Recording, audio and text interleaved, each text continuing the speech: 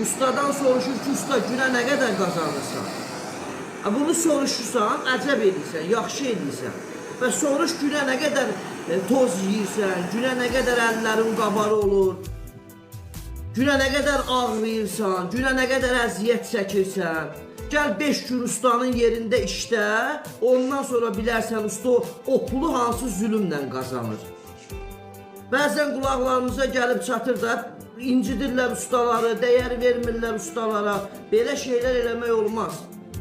Yaxşı sənətkar, yaxşı insan, o şərəflə, ləyaqətlə, namusla, qeyrətlə sizin mənzilinizə girib, şərəflə öz işin görürsə, onun haqqını kəsmək olmaz.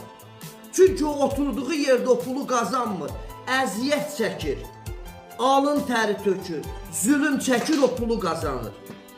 Elə ustaların haqqına girmək olmaz.